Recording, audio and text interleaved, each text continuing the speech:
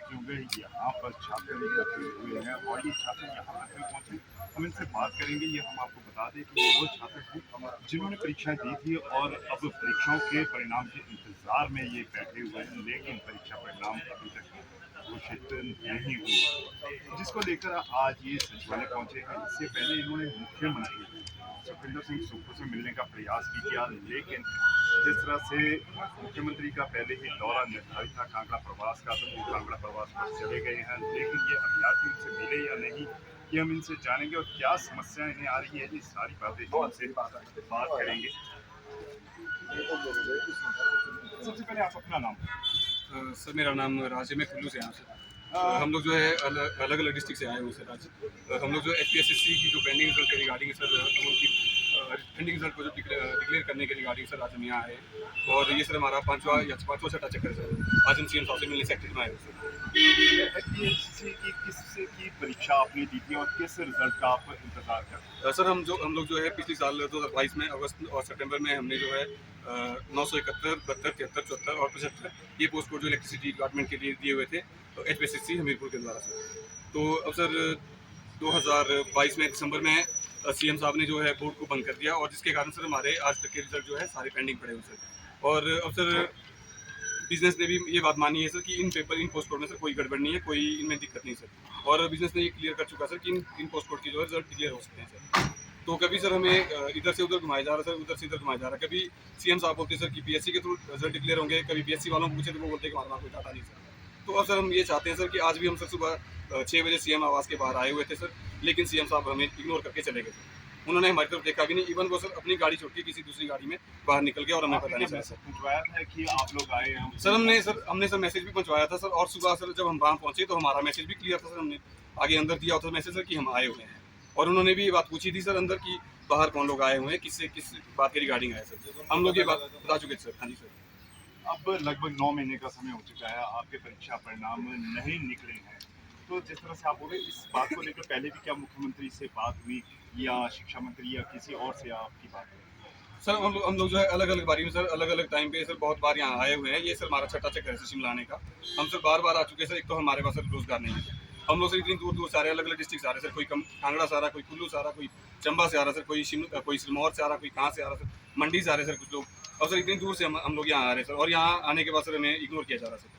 हम लोग यहाँ आते हैं तो सर हमें एक बार एक आश्वासन दिया जाता है, दूसरी बार दूसरा दिया जाता है सर। एक बार बोला जाता है सर हमारे पास 4 दिन में रिजल्ट आ जाएंगे सर। उसके बाद बोला जाता है सर कि HPPSC निकालेगा रिजल्ट सर। आफ्टर दैट फिर से सर वही बोलते हैं कि सर 30 दिन में पेंडिंग रिजल्ट आएंगे। अभी सर कुछ दिन पहले की बात है सर 11 तारीख को CM साहब ने अपने पर्सनल जो उनका फेसबुक हैंडल है सर, CMO ऑफिशियल जो हैंडल है सर उनका ऑफिशियल, उसके थ्रू उन्होंने एक मैसेज दिया सर कि 7 दिन के अंदर जो है रिजल्ट डिक्लेयर हो जाएंगे। 18 तारीख से 7 दिन कंप्लीट हो चुके सर। और आफ्टर दैट फिलहाल अभी सर कोई रिजल्ट हमारे पास नहीं आया सर।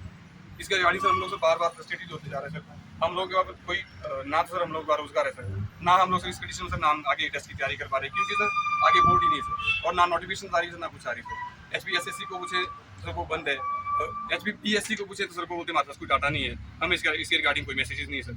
अब सर सरकार ये क्लियर करे कि वो क्या करना चाहती है। अगर सर वो रिजल्ट देना चाहते हैं तो रिजल्ट दे, अगर उन्होंने रिजल्ट नहीं देना चाहें तो सर इस बात को भी नोटिफाई कर दे कि हम रिजल्ट नहीं देने वाले हैं। हम लोग इंतजार करना बंद कर देते सर। कितने अभ्यर्थी थे जो परीक्षा में बैठे थे, आपको कुछ लगभग आंकड़ा इस तरह का? अभी सर अगर टोटल बात की जाए तो सर इस टाइम जो है 2026 के अराउंड सर पोस्ट कोड थे, तो सॉरी पोस्टें थी सर जो अलग अलग पोस्ट कोड के थ्रू एडवर्टाइज हुई थी सर।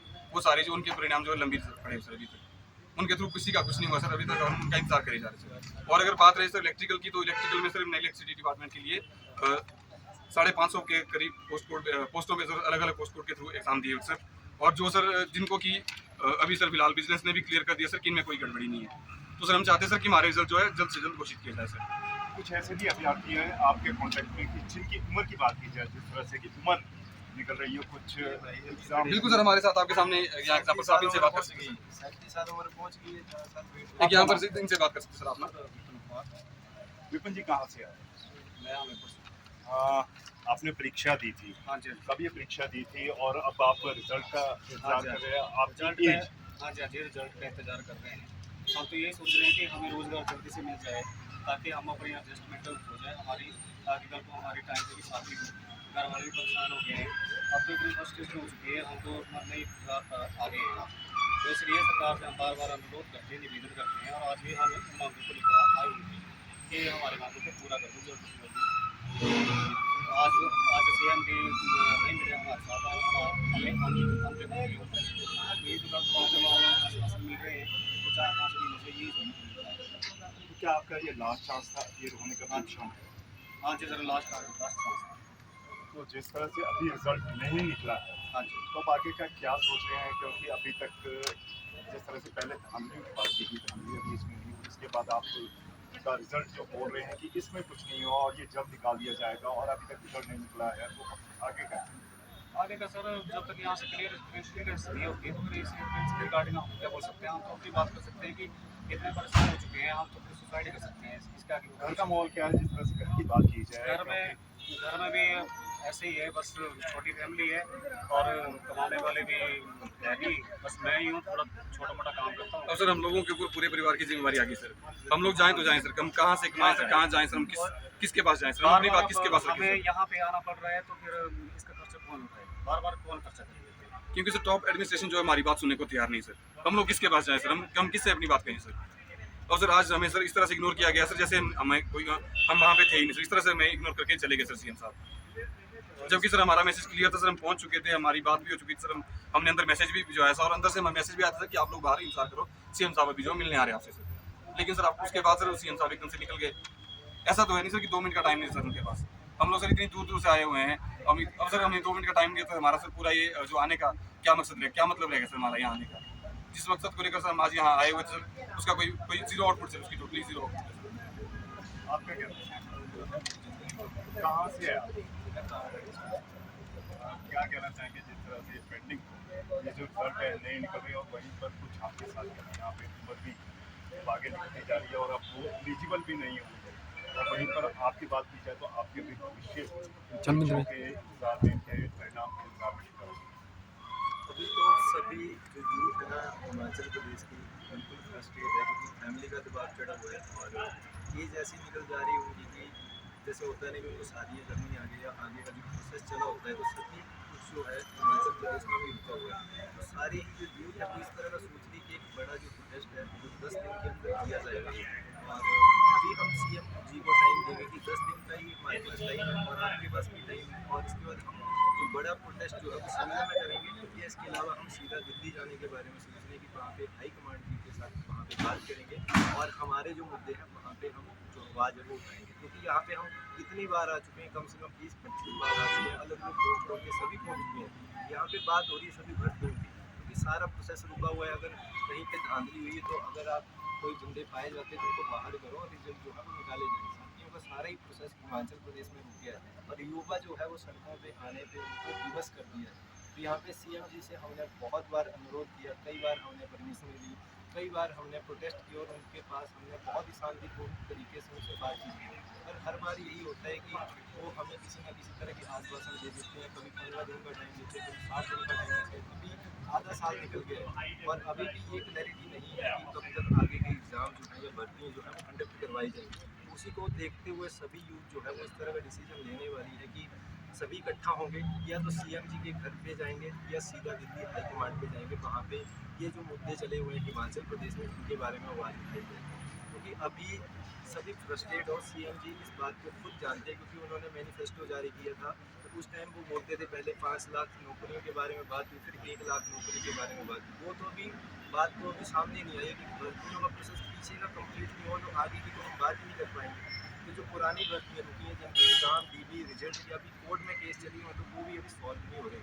तो सीएम जी से हमने बहुत बार गुहार लगा चुके हैं हम कि हमें हमारा जो हिस्सा है या हमारा जो हक है वो दे दिया जाए, क्योंकि हर किसी के पास हर बार किराया नहीं होता, ना ही टाइम होता है। जैसे हम आए थे और बहुत सारे लोग आए थे, आज भी कम से कम 40-45 लोग इकट्ठा हुए थे, अलग अलग डिस्ट्रिक्ट से इकट्ठा हुए थे, बट सीएम जी के पास 5 मिनट का टाइम नहीं है कि इतनी दूर से लोग आए और उनको पहले से अवेयरनेस से वहाँ पे पहुँचे और हमारे मुद्दे उनको बार बार पहुँचे जा रहे हैं, बल्कि फिर भी वो उन बातों को इग्नोर कर रहे हैं। यूथ जो है वो कुछ ना कुछ उनके एक्शन ले सकती है, क्योंकि कुछ लोग जो है वो एक तरह के फाइनेंशियली स्ट्रॉन्ग नहीं होते, उनका मेंटालिटी जो है वो स्ट्रॉन्ग नहीं होती है।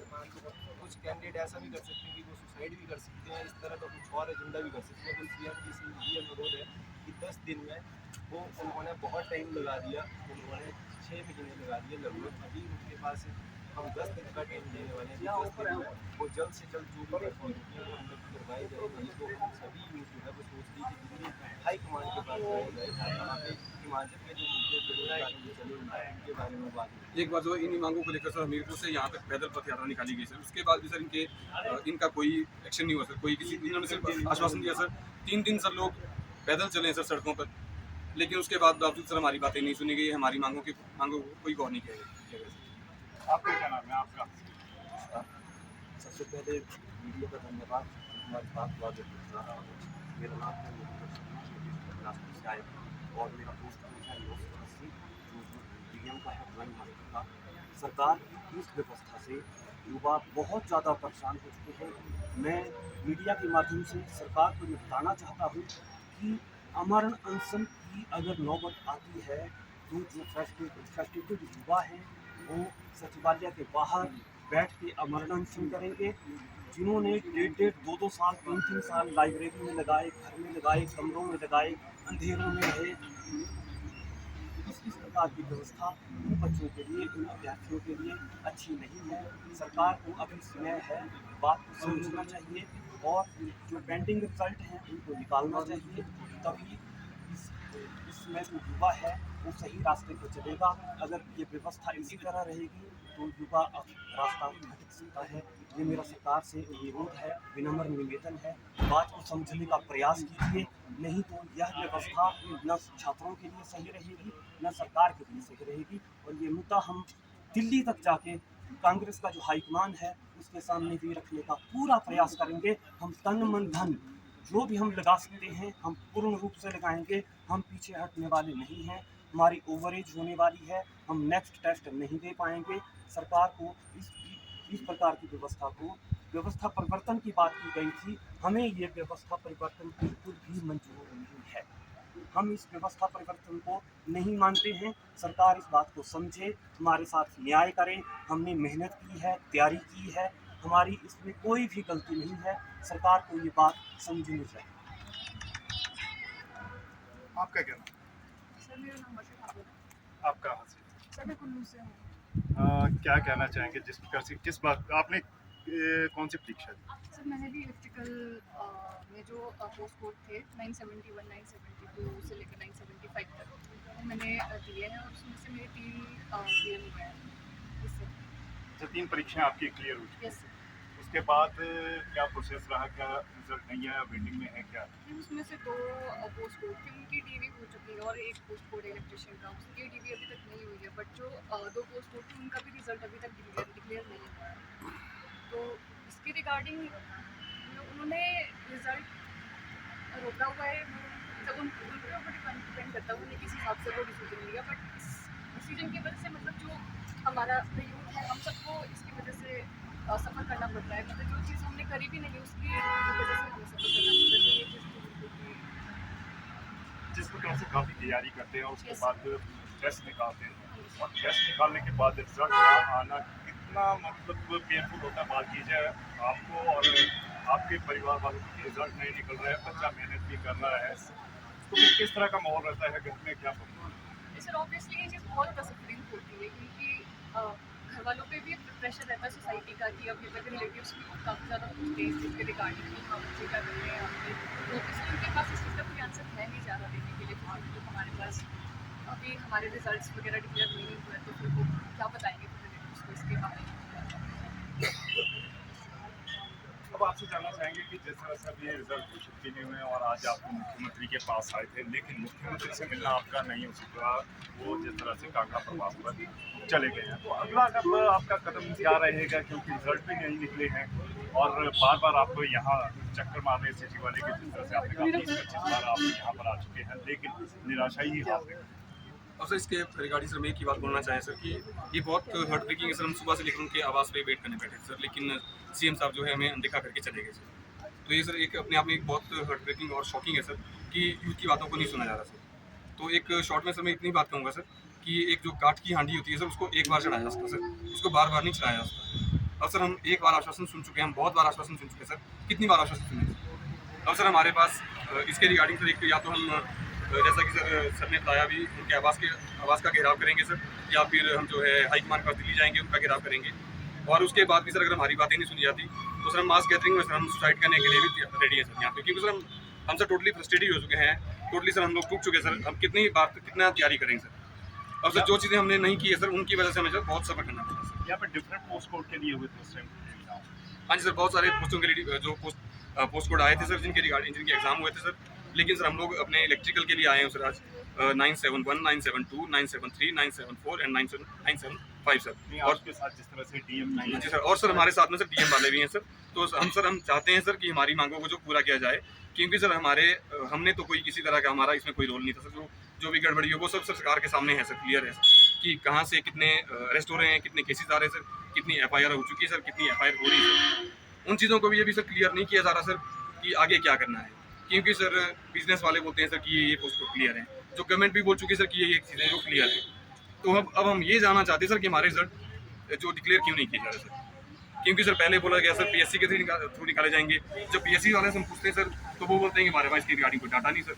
तो अब सर हम सरकार से ये जानना चाहते हैं सर कि आप हमें बताइए कि हम कहाँ जाएँ, हमारे पास इसके अलावा जो कोई और रास्ता नहीं रहता सर, हम लोग क्या करें इसके लिए। और जब बीजेपी के टाइम पुलिस कांस्टेबल का पेपर जो लीक हुआ था तो उस टाइम सीएम जी, इस टाइम सीएम है सुप्रीत जी, तो उन्होंने खुद मुद्दा उठाया था बीजेपी के ऊपर कि इन्होंने 60 दिन 90 दिन लगा दिए, अभी तक विजिलेंस की जांच जो है वो कंप्लीट नहीं हुई, और आज इनके ऊपर बात आई तो 6 महीने कंप्लीट होने वाले हैं। ये खुद उस टाइम बोलते थे कि इस सरकार को शर्म आनी चाहिए। तो आज हिमाचल का युवा खुद बोलता है कांग्रेस सरकार को, क्योंकि उन्होंने इस तरह के काम किए कि उनको खुद शर्म आनी चाहिए कि कितनी बार वो एक तरह के सोशल मीडिया के प्लेटफॉर्म में चीज़ें डाल चुकी और सीएम ने खुद अपने ऑफिशियल अकाउंट पे इस तरह की चीज़ें डाली। 7 दिन का टाइम दिया उन्होंने हमें, तो हम उसका आश्वासन देख रहे थे कि हमें रिजल्ट जो है वो देखने को मिल जाएगा, बट ये एक तरह की सूद के साथ शोषण हो रहा है। और बेरोजगार अब रुकने वाले नहीं है, क्योंकि अब बहुत ज़्यादा हो गया है, क्योंकि अब घर वालों से प्रेशर आ रहा है और लाइफ का जो सर्कल है जैसे 20 लिमिट है वो भी आगे बढ़ गई। तो बस सीएम जी से यही रिक्वेस्ट है कि उनका जो पूरा है वो जल्द से जल्द कंप्लीट हो, और उसके बाद हम जो है वो आगे बढ़ा रिक्वेस्ट है कि एक तरह का जो एक्शन है वो लेने वाले हैं, सभी यूथ जो है वो एक तरह का इकट्ठा होने के बारे में सोचेंगे। बस अंत में यही कहना चाहूँगा। देखा यहाँ पर विभिन्न पोस्ट कोड के जो परीक्षाएं हुई थी उनके रिजल्ट के इंतजार में यहाँ पर यात्री पहुँचे हैं और मुख्यमंत्री से मिलने का उन्होंने प्रयास किया, लेकिन मुख्यमंत्री का जिस तरह से कांगड़ा दौरा था, मुख्यमंत्री सुखविंदर सिंह सुक्खू आज सुबह 7:30 बजे यहाँ से कांगड़ा